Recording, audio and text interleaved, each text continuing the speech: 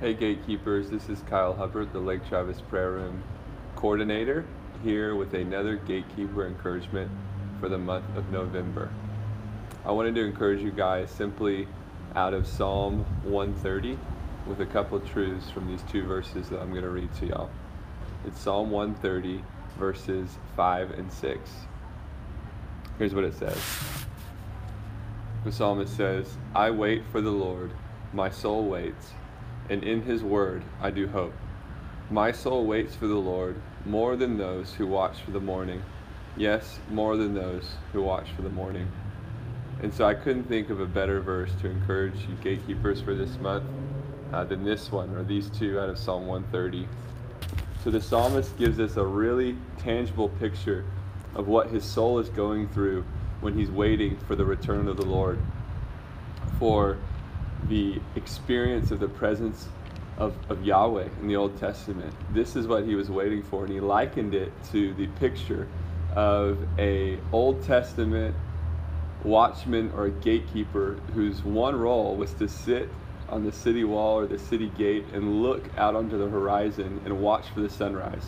Because this role of being the keeper of the city, the protector of the city, looking for news on the horizon, either good or bad, was an actual position back then. And it was really, if you were in the middle of the night, you were usually the most skilled, because that's when the biggest threat for violence, for attack, for any bad activity was going to be during the night.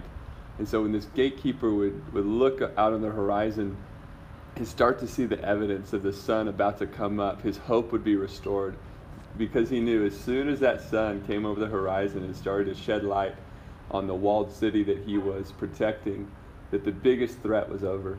And the light would aid him in his protection, in his help. The bad guys who do all their bad deeds at night would be much less likely to attack the city, and really his job would be over at that point. And so the psalmist likens his position in a spiritual sense as he was praying and seeking for the Lord's return, or in this case, the Lord's first appearing as Messiah. He likened his spiritual state to that of a gatekeeper or a watchman of an old walled city.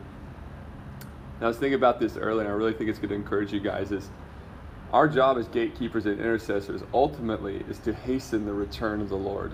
And really, our job in here, when you come in here for your hour or 2 hours, your job is to just be like that gatekeeper, that watchman on that old walled city, and wait for the Lord, the Son of God, the Son of righteousness, to rise on a certain prayer subject, on a certain passage of Scripture.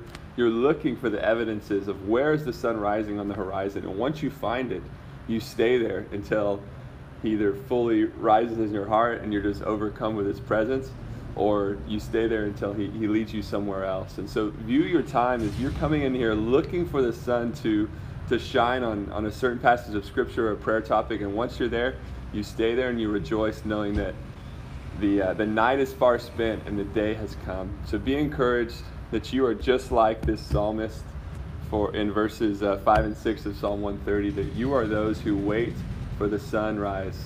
And it's the real sun. It's the Son of God. And ultimately, when the Lord comes back, the people who are going to be most excited about this are the people who have actually lived their life waiting for this day, where the return of Jesus isn't a disruption in their life plan, but it is in fact their life plan. Our life plan as gatekeepers, as watchmen, is to see the Lord return. And yeah, it's an encouraging, it's an exciting reality that this is what we spend our life for. So if actually Jesus does come back, we're going to be really excited. We're going to say, wow, this is the sunrise in our hearts. This is the thing, the hope we were waiting for, and we can actually see it now. So be encouraged, look for that sunrise, and pray with faith when you see the sun rise on a passage of Scripture or a prayer topic. Love you guys.